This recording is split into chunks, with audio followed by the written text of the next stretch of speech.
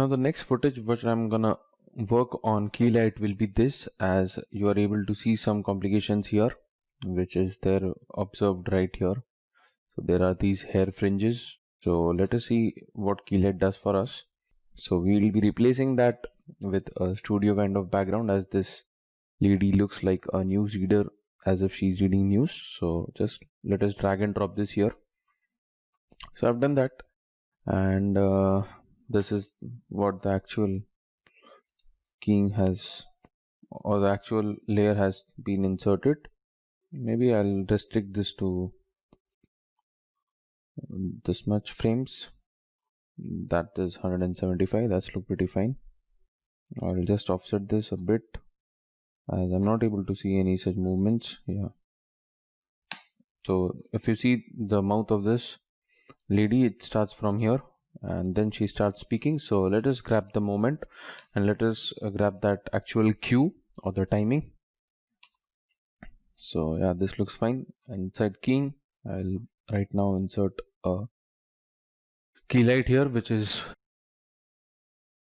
the keyer. So if you see here, the fringes, the hair fringes here, this is what we are getting, but still we need to work on these areas. Now I'll show you the same if I insert maybe a color key, and what the effect would have got if I do this. So I hope now you are able to get the actual difference between color key and Keylight. Why is this used so massively?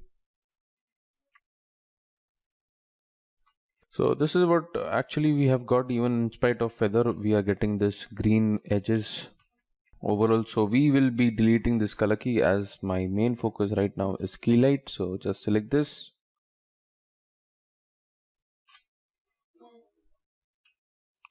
So we've got this, and we are not even able to see any kind of green edges. And if I go here in my alpha, this is what I get. Let us go to RGB and let us refine this matte. So if you see here, in my view, its final result, I will go to screen matte, which will give me a display of the alpha. So if you see this, this is actually not the right way or the right process, because though we are getting a very solid alpha, but we need to work on the areas like this, because this is not fully opaque or transparent. So these are the areas which needs to be taken care of. It should be fully black.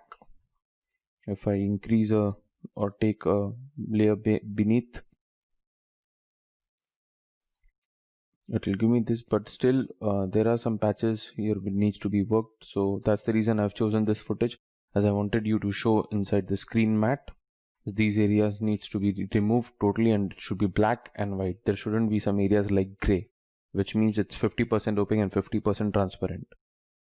So we have to make sure that while working on Keylight, or while working on keying, or while removing a green screen or a blue screen or a backdrop, you have to have a fine solid matte, as this will never be accepted by your leader or your team lead. And of course, for having a fine results, you have to work on the perfection of the shot. So that's what your target should be. So now going ahead, this is the screen matte what we have done, and we also have selected the color.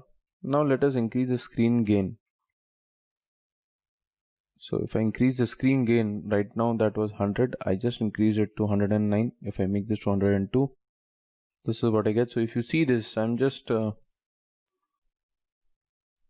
going on decreasing this.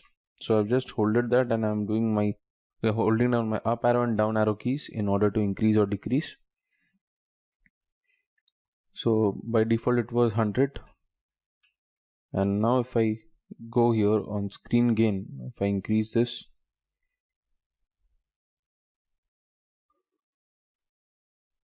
it is right now 112. Now let me check the intermediate result, or maybe the final result over here. If I go to intermediate result, I am able to see these green edges, but if I go to the final result, I see that the green has been removed. There is actually no spill here. There are no green edges which are observed inside the final result. These are the intermediate result. You are still able to see some green edges right over here. This is the final result, but this needs to be worked out as it is actually suppressing the value of green. But I feel that this is actually present there, so let us see the alpha. Yeah, this is actually present there. If you see this edge, if you see the green here, yeah, this is present. It's only displaying the green channel, as you can see here. It's only green. This is only the red channel. This is only the blue channels. This is the combined channel, which is RGB.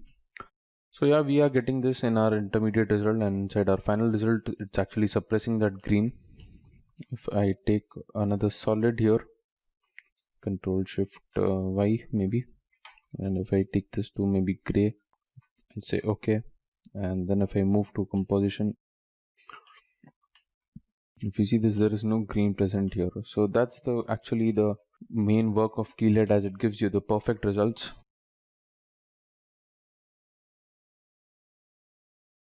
Now also there are some complications. If I make this to 100, I'm still able to see some areas here. So what we did is we changed this to 112 in order to get a fine output for this. So we have actually, our matte should be something like this. There shouldn't be areas which should have semi-transparent areas like it was there present earlier when the value of my screen gain was 100. Now screen gain is basically the amount of gain or the amount or the intensity of the keyer which you want to have. So when it's on 100, it performs like this. When it's on 112, it performs like this. So by this you have to also check your matte, because not only screen matte would give, but if you want to see the intermediate results, you have to check that none of the part or no parts of the image or our subject are being hampered. So these areas have to be checked, and actually it's a checkpoint. Like even when you are increasing the screen gain, there might be some areas which are getting washed out or are getting deleted while you are increasing the gain from the subject. So you have to make sure that those areas of the subjects are not being removed. So in that way you can increase your screen gain in order to composite this into a pretty natural way. Now moving ahead, I will be inserting a background here. So I've got this. This is the actual background which I use when I'm compositing this, and this looks pretty fine. So this is what we get, and if I hold down my P, if I select that layer, let me make this as BG and let me make this as FG, which means the foreground. So if I turn this on and off, this is what I get. And if I hold on my P, I get the position for this. So let me take this right over here. I can actually also scale this slightly, and I can, so this cutout shouldn't be there. You can of course take this somewhat here, and this looks pretty natural. Yes, right now it's 84. Let us make this to maybe 90. And from my up arrow key, I'm actually manipulating this or moving this up. And now if I play this, this is what we would get. Let me make this fit up to 100%. Yeah. So even if you see the edges or if you see the hair fringes, this was not possible if you were not working with Keylight. As I showed you the difference between the color key, that it will have some areas where green color is present. So that's the magic of Keylight, as it just suppresses green. And this has been rendered, and this is what we get. So this is looking pretty much natural. Now after this session, we will be working on more complex footages where we would be having some semi-transparent areas of the subject which is also absorbing green. So of course we have to deal that or work that out with Keylight, where we'll be seeing another option, as we just saw the screen gain option inside Keylight.